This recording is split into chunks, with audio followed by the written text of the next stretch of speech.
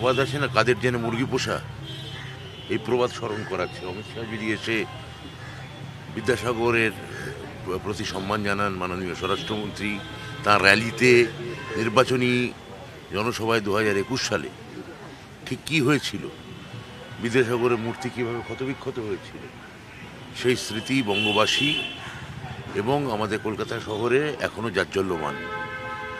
এখন সেই ক্ষততে প্রলেপ দেওয়ার কাজ এখন এই কিভাবে এইটা বলে মানে পূরণ হবে, আমার তো যথেষ্ট সন্দেহ আছে। মানুষ সবই দেখছেন এবং মনেও রেখেছেন। স্যার, পুজোর আগেই প্রাথমিকের নিয়োগ বিজ্ঞপ্তি আমরা দেখতে পেলাম 13,421 পদে। নিয়োগ কি দ্রুত হয়ে যাবে? খুবই দ্রুত নিয়োগ হবে। মাননীয় মুখ্যমন্ত্রী বলে দিয়েছেন, অর্থ দপ্তরের অনুমোদনের জন্যই এতদিন যেটুকু বিলম্বিত হয়েছে তা মিটেও গেছে। অর্থ দপ্তর অনুমোদন দিয়ে দিয়েছে।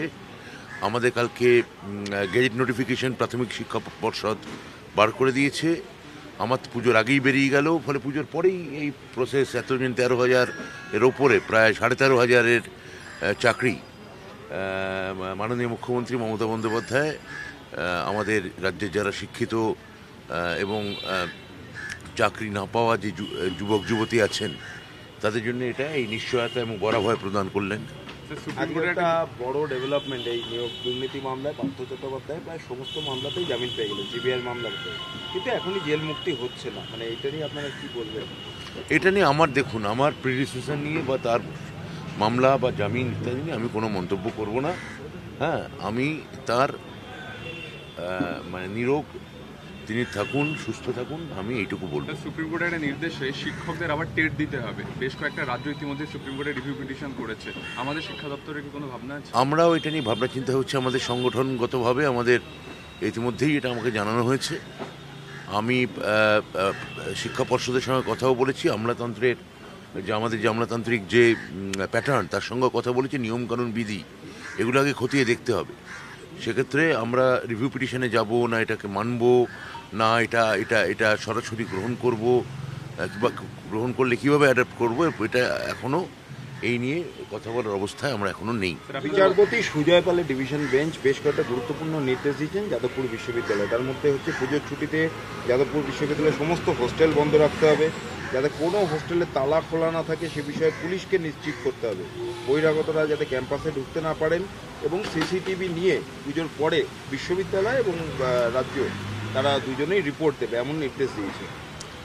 এখন কথা হচ্ছে যে মাননীয় বিচারপতি একটি বিশ্ববিদ্যালয় নিয়ে যখন রায় দিচ্ছেন তখন বুঝতে হবে বাকি 31টা বিশ্ববিদ্যালয়ে এরকম রায় নেই। তারা যাদবপুর নিয়ে এরকম উদ্বেগ এবং শঙ্কার কারণ আছে বলেই এই ধরনের রায় হচ্ছে। 31টা বিশ্ববিদ্যালয়ের ক্ষেত্রে এক নিয়ম, আর একটা বিশ্ববিদ্যালয়ের ক্ষেত্রে এত কড়াকড়ি, এত বিধিনিষেধ, নিয়মকানুন। তাহলে মাননীয় বিচারপতিও জানেন যে ওই বিশ্ববিদ্যালয় অভ্যন্তরে কারা কীভাবে নৈরাজ্য চালাচ্ছে। এই নৈরাজ্য একটা চেহারা আমরা এর আগেও দেখেছি, বারবার দেখেছি। হুগলি থেকে আগত, নদিয়া থেকে আগত একটি ছেলের, ছাত্রের মৃত্যু, র্যাগিংয়ের ফলে সম্প্রতি একটি মেয়ের ছাত্রীর মর্মান্তিক মৃত্যু। এই মৃত্যুগুলো আমাদের আশা করা যায় যে পরিবারের প্রতি তো আমরা কোনো মানে শোক জানালেও সেটা মানে পোশাকি হয়ে যায়, কিন্তু তাদের শোক তো অপূরণীয়। কিন্তু যাতে ভবিষ্যতে এই ধরনের ঘটনা না ঘটে, আমি বিচারপতি যে এই সিদ্ধান্তগুলি নিয়েছেন আমি তাকে স্বাগত জানাই। আপনাদের সংগঠন, শিক্ষক সংগঠন, এটা কি রিফরমেশন হবে? এখন তো ডিসলভ করা হলো। হ্যাঁ, আমি এটা জানি না, আমি মুখ্যমন্ত্রীর সঙ্গে কথা বলবো। এখন তো মাননীয় মুখ্যমন্ত্রী পুজোর উদ্বোধনী খুবই ব্যস্ত আছে, ফলে সেটা জানি না, সেই নিয়ে আমি এখন কথা বলতে পারবো না। অমিত শাহ কালীঘাটের মন্দিরে পুজো দিতে গেছিলেন। বিজেপির অভিযোগ যে তিনি যাওয়ার আগে তার যে সমস্ত ফ্লেক্স ব্যানার ছিল সেগুলো সরিয়ে ফেলা হয়েছে এবং সেখানে তৃণমূলের পতাকা লাগিয়ে দেওয়া হয়েছে। এখন ওটা কালীঘাটেরই কেউ মানে বিজেপির কোনো গোষ্ঠীদ্বন্দ্বের ফল কিনা সেটা দেখতে হবে।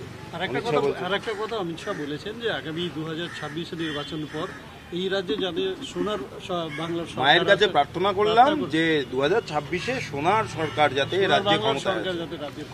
21 সালে উনি এই সোনার বাংলার কথা বলেছিলেন, মায়ের কাছে পুজো দিয়ে বলেছিলেন, আসতে পারেননি। 26-এ পুজো দিচ্ছেন, আসতে পারবেন না। 31-এও আমি ওনাকে জানাবো আবার যেন এসে উনি মায়ের কাছে পুজো দিয়ে আবার সোনার বাংলার স্বপ্ন দেখেন এবং দেখান।